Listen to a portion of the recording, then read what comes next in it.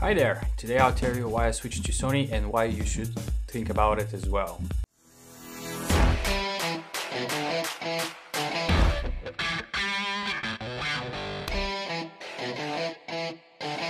So pretty much I've shot with every brand out there on the market: Canon, Nikon, Sony, Olympus. I think I haven't shot only with Fuji.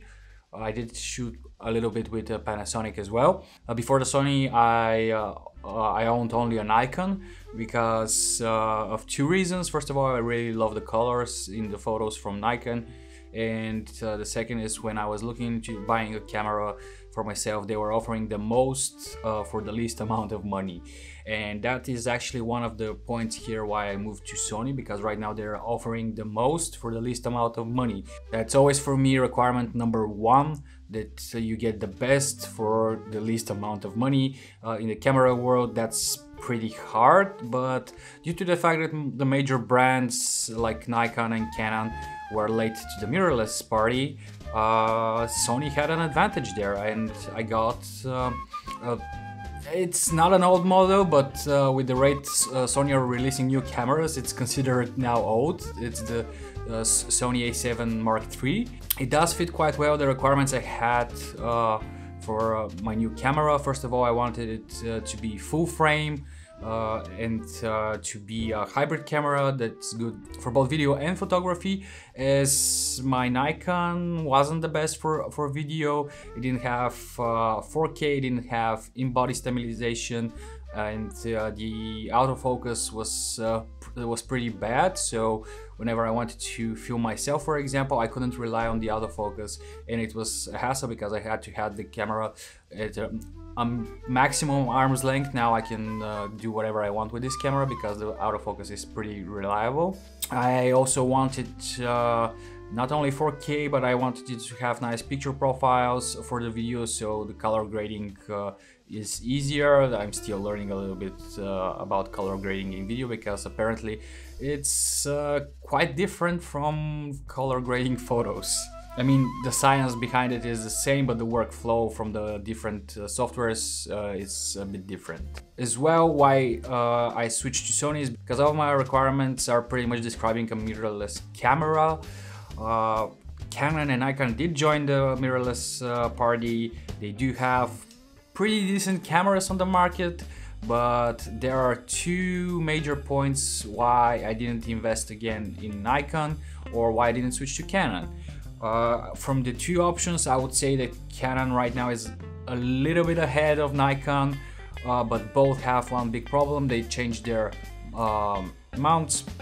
So basically that means you have to invest either in a converter to use your old lenses, or invest into brand new lenses, which they don't have too many of them. You don't have the same choices you have by Sony. With Sony you have a lot of lenses that are native, they're directly from Sony, from collaborations with Zeiss and so on. And then comes the third party. You have Sigma, you have Tamron. I'm actually filming on a Tamron lens right now, the Tamron 28-75 2.8. It's an amazing lens. I basically almost never take it off of my camera because it's so versatile and amazing. For a while I was waiting on Nikon. I really had high hopes that Nikon will release something good, but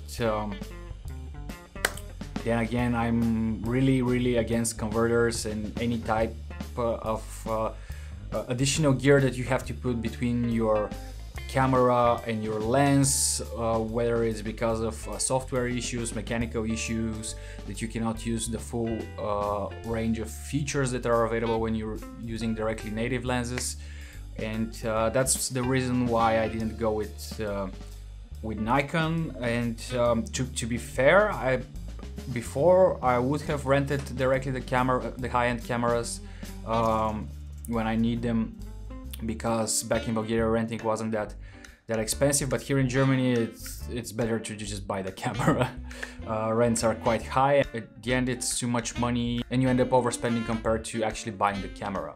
Right now all of the cameras that are released on the market, like The Nikon and the Canon cameras are pretty much on the same level as the camera I bought, the A7 III, in terms of features, quality. Okay, some of them might have a little bit more megapixels, but that's for me it's not a factor.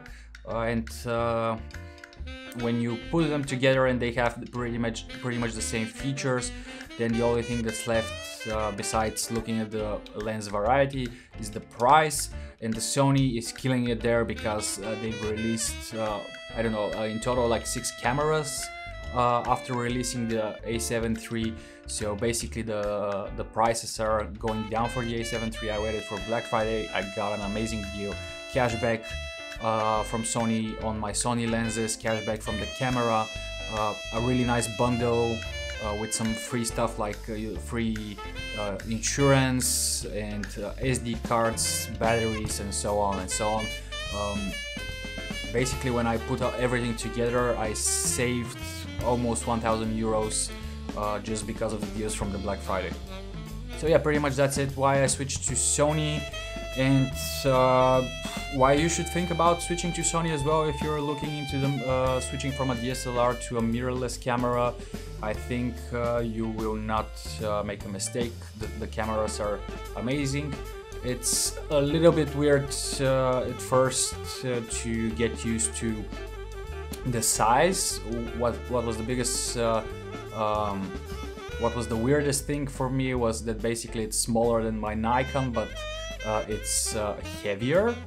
But the small form factor definitely helps a lot. We compared the gear with a D850 from Nikon with all the lenses, and technically I was packing up almost the same lenses in terms of focal length and the camera in a small bag compared to a full backpack of gear for the Nikon, which is amazing. Just think about that you have such quality in such small build. But definitely the weight was a surprise for me. It's lighter than a pro level DSLR like the D850 and D5 for example, but at the end of the day it's heavier than for example crop bodies from DSLRs.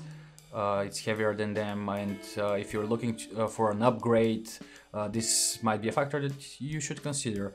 Anyways, I'm gonna make reviews for the camera body as well as the lenses I bought and the gear and everything, so make sure to subscribe. I'm going to release them soon, hopefully, and see you on my other videos, guys. Thank you for watching, and ciao.